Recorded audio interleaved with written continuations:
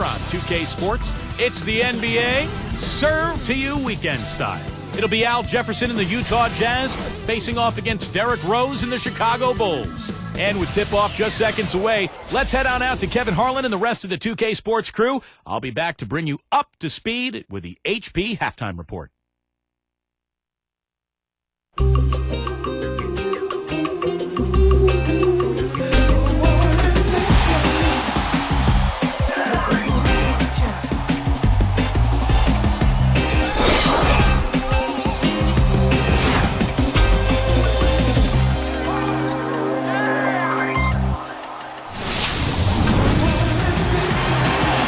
It's the Utah Jazz.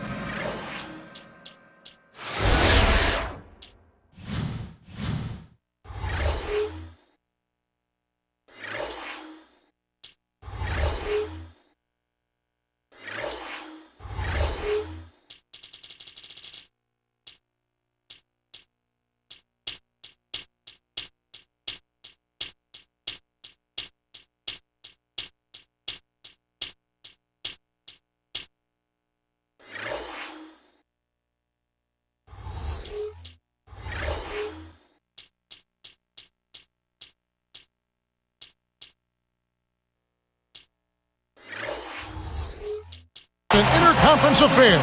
Kevin Harlan here with Steve Kerr and Clark Kellogg. Thanks for joining us on this Saturday afternoon. It's the NBA on 2K Sports. And checking out Utah's opening lineup. Paul Millsap and Al Jefferson up front. Devin Harris is out there with Bell. And it's Hayward in at the small forward. And for Chicago, Carlos Boozer and Joakim Noah. They're inside. Rose and Dang on the floor. And it's Hamilton in at the 2.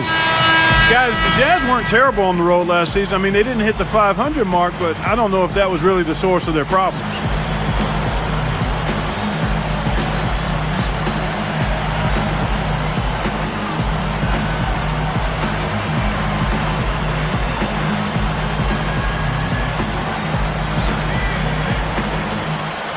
And the Bulls start out with the ball.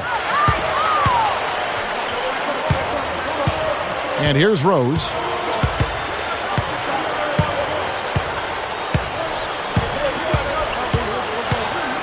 Right side Rose. And Noah backs down. Over Jefferson. Drops one in from the wing. Noah's got the game going here with the first basket for the Bulls. Well, one thing about the Jazz on the road, Clark, they fouled so much last year, they wouldn't get the same calls as the away team. Yeah, they fouled a lot. They were right up there near the top of the league. And when you do that on the road, when you foul and you're sending the home team to the line, that allows that team to get back defensively on every possession. That's a tough way to win. They've got to get better defensively this year. On defense, Utah. Boozer a screen on Harris. And Boozer backs in. Easy shot. Second shot opportunity.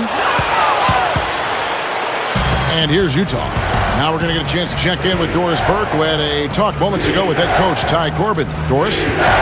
Well, he didn't budge the fact that this is a defense that can strike fear into the hearts of opponents. While he knows it won't be an easy task to overcome, he feels his team is prepared to do what they need to do to succeed. He said, "We know what we're up against. I don't think they know what we bring to the table." Sounds confident enough, guys. Wonderful stuff, Doris. Thanks. What approach to use against the opposing D, I guess, in the front of their minds, it sounds like, Clark. Yeah, well, it's a tall task when you take on a team as sound defensively as they are, so you just have to be sharp in your execution. Steve? Yeah, you got to be sharp, but you also have to attack. I mean, if you're not aggressive against this team, they're going to take control of you, and all of a sudden, they'll have control of the game. And 2 free throws coming up as he misses that one. Drawing the whistle on a lot of contact there. They get Luol Deng. Well, most people remember Gordon Hayward as the guy from Butler who almost hit that half-court shot to beat Duke in the NCAA championship. But I think he has a chance to be an excellent NBA player. Really progressed last season. And Steve, you scouted Hayward when he was at Butler, his freshman year, of course, a great shooter. Then he struggled with his shot when you scouted him as a sophomore at Butler. So, Clark, the question for you is, Was his freshman showing a mirage after you watched him last year in his NBA rookie year? Well, based on that season, it looks like it was not a mirage. I mean, he shot 46% from the field and 43% from the three-point line. If he can maintain those marks, I think he's going to be all right, Kevin. Well, those are nice numbers. Very nice. Now here is Harris. Bell covered by Hamilton. Now Bell backing down is Jefferson. A jump hook. That's good. And he knows how to finish when he gets that close to the hoop. Here's Rose.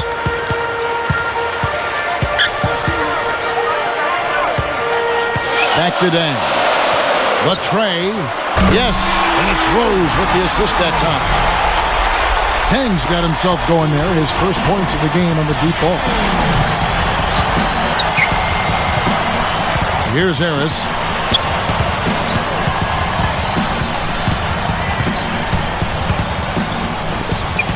Millsap inside. A flawless finish on the alley-oop. Millsap's got his second basket of the game.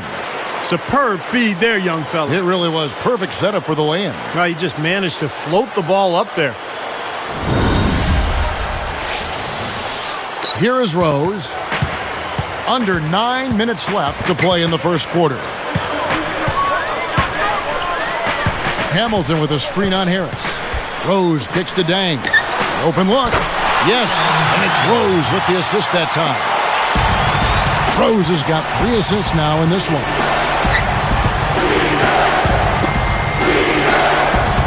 And Millsap back it in. Stolen by Noah. Boy, nice job to get his hand in there and knock that ball loose without fouling. Hamilton against Harris.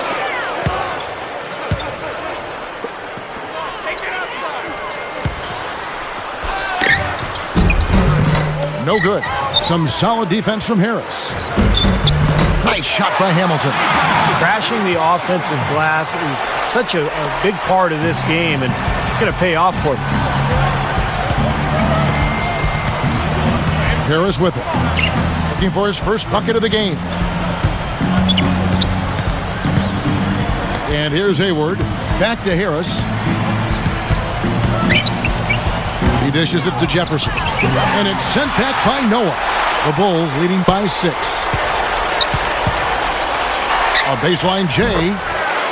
Richard Hamilton again. Hamilton's got 7. How often have we seen him, Kevin, create wide open chances for himself like that? Millsap a screen on Dang.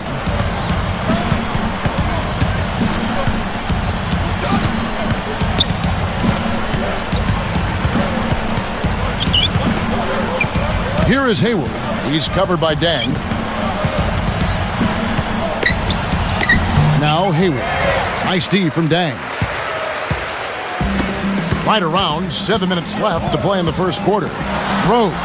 Devin Harris covering. A second chance effort. Oh, wow, guys. Doesn't look good. We've got an injury here. Boy, what a tough break. I hope he doesn't have to miss too much of the action. Well, we'll find out in a little bit. Man, let's just hope he's okay.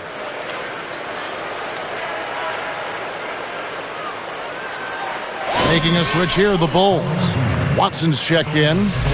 Carlos Boozer signed that big free agent contract with Chicago before last season and then broke his hand before the year even started. But he came back, got healthy, and became a strong presence, and the Bulls had a great season. That one is off. Josh Howard, he's checked in for the Jazz. C.J. Miles comes in for Raja Bell.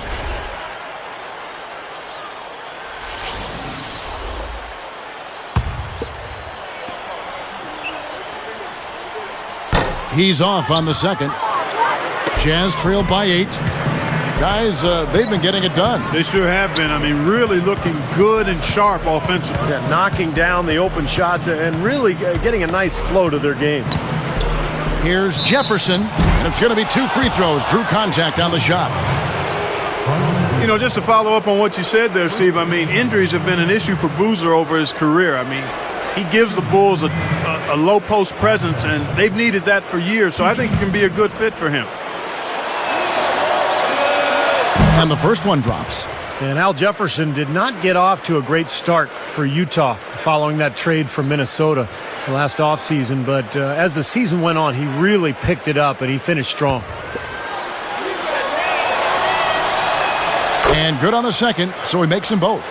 Yeah, going back to Jefferson, as Steve was just talking about, when Clark 2011 came around, it seemed to me at least he was a whole different player. Yeah, he really was. I mean, when he's healthy, he's a guy, and he's growing.